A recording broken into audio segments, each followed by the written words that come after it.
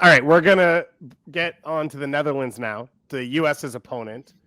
Yeah. As we get there, though, you know this team quite well because you cover Ecuador. You are Ecuadorian. Ecuador's strengths are the opposite of the Netherlands. That's why Ecuador made the Netherlands look as bad as they did. And I believe that that's also something that we can see in the US-Netherlands game. Yeah, tell us more. How the US played with being a team that it's not uncomfortable sitting back, that is a very physical team, that you have striker, I believe, right, that can hold Van Dijk far from connecting with the rest of the players. It's what disconnects the Netherlands, and they're very uncomfortable in that situation. They struggle against Ecuador and winning what we call the second ball, like after the rebound ball. The US is very good at winning the second ball. The US is very good at deactivating what's good of the other team. Probably the US have more problems on creating their own, on pushing forward their own abilities, but they are very good on deactivating what the other team does. So this is a very uncharacteristic Netherlands teams compared with how they are historically. This is a team that it does not have those bright players on the forward part of the pitch. They need to construct the game from the back.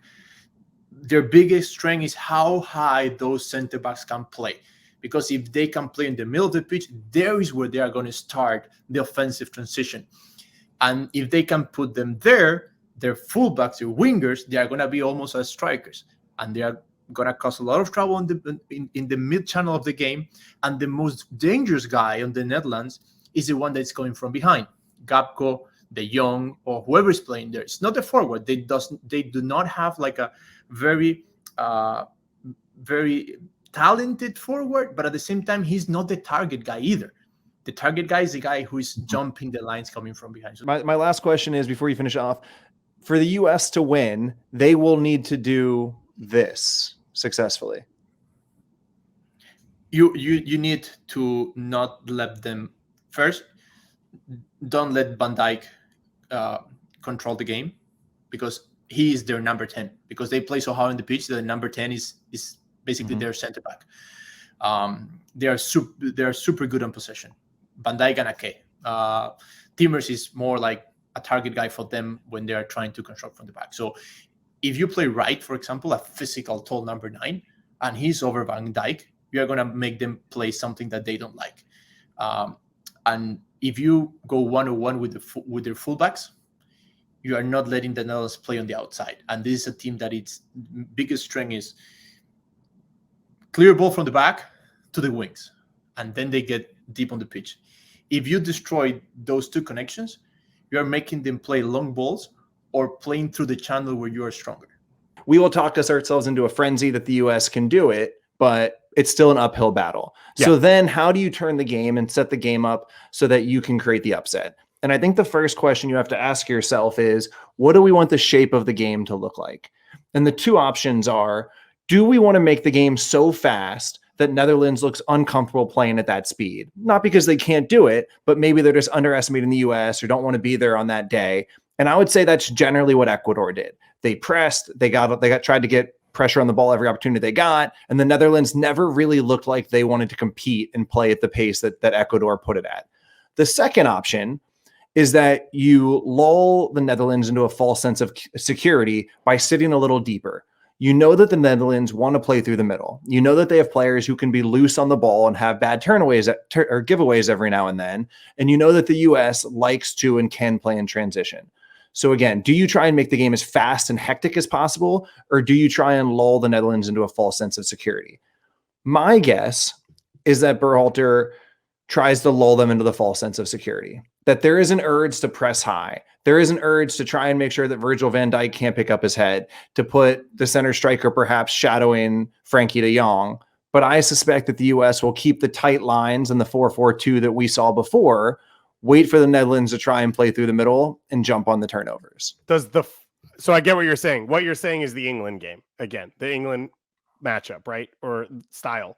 Well, I thought the England game was about protection, right? How can you limit what England can do to create chances? I think this is about sitting in that shape because you know that the Netherlands will give you those passes and will still give you an opportunity to transition. So a similar setup, but for a slightly different reason. Okay.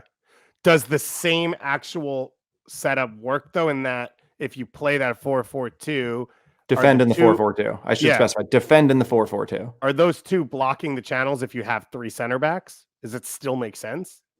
Well, you're okay with the three center backs having the ball, right? If Virgil van Dijk picks up his head and drops a 70-yard dime and beats you, it is what it is, but right? Doesn't you always the third have to... center back give them a triangle to find the center mids more often? No, because if you have the shadow cover from the two center forwards who are always tracking, you're blocking that passing lane. Okay. And then you can either have the wide midfielder jump to the wing back or the fullback jump to the wing back. But as long as the two forwards do a good job of blocking the passing lanes, you can still limit their options through the middle. So I agree with you, by the way. And I agree with you in for a few different reasons. The biggest one to me is the psychological nature of this game is let the US players settle in and feel that they can win the game as the Netherlands starts to panic. Mm-hmm. And I think that where that meets is from the 30th minute on.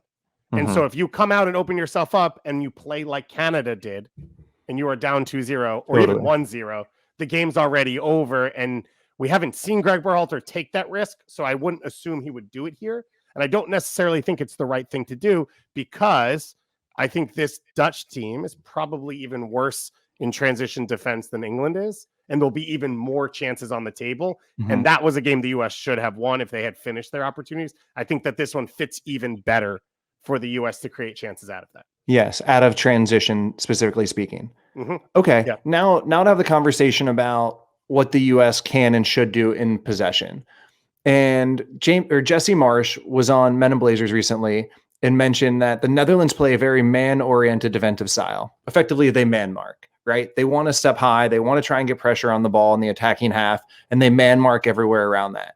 When you see a team doing that, what are some of the thoughts that come to your mind on the best way to solve that? Quick connection passes to open up space.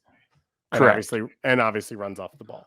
Yeah, I would say the same. I think that there's basically a two-part checklist when you have a team man marking you. The first is that you effectively always move, or you don't always move in tandem, but you always make sure that you have an option underneath. So when you break a line, usually you want to break a line to a player on the pocket who can get the ball on the half turn and then attack the defenders. When you're getting man marked, it's less likely that you'll just be able to turn because by definition, you always have someone on you.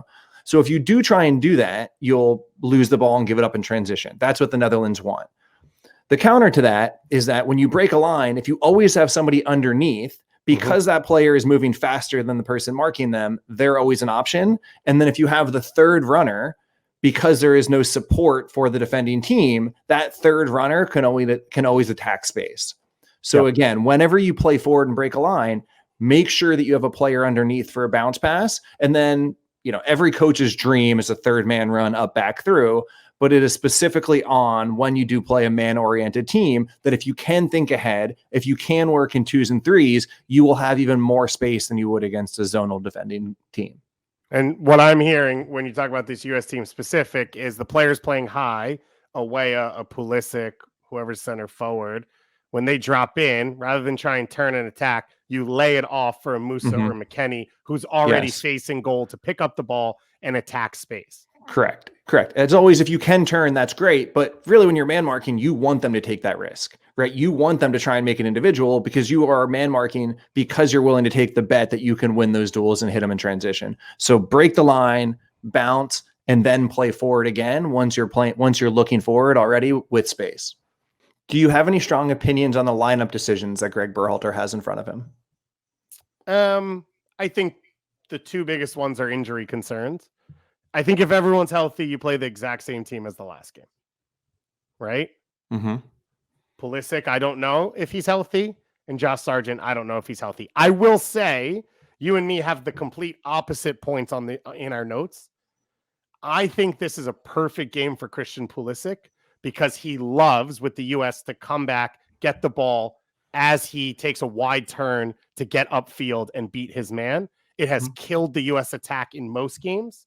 This game is built for it. If he loses it, it could be the U.S. losing. But there is space for him to win that battle. There is no help defender.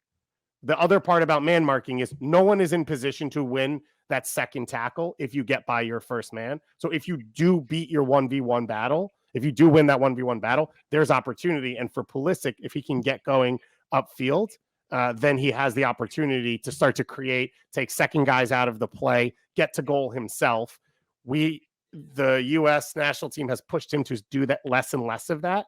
And I think this is a game where he actually will have openings to do it.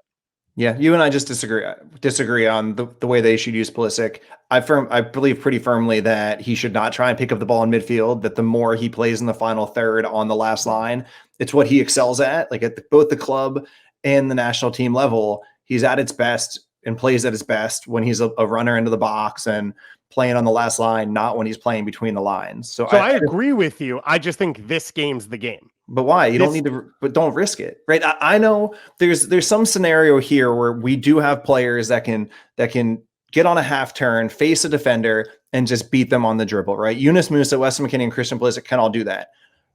I don't have the numbers in front of me, but I would guess that their percentage success rate, to the point that it actually gains worthwhile value in the move compared to the problem if they give it away and create a transition, is not worth it. So break a line, bounce, play forward again, and keep Pulisic and Weah on the last line, because when you play a man-marking defending group, there is usually space into the depth once the three center backs get pulled out. Yeah. So for me, it would be a KPI for me that Pulisic is on the last line, not in the pockets.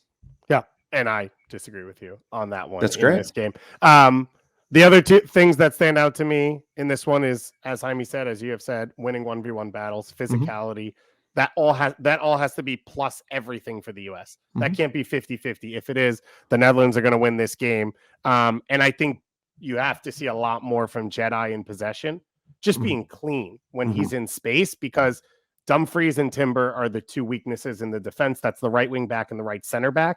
So there has to be movement along the left side for the U.S. to be able to pull them out, move them around, force them into more duels. And if Jedi can only take one mm-hmm. touch on the sideline and whipping crosses, that's never going to develop. You also need to see Tyler Adams help with that. Mm-hmm. His passing has to be crisp.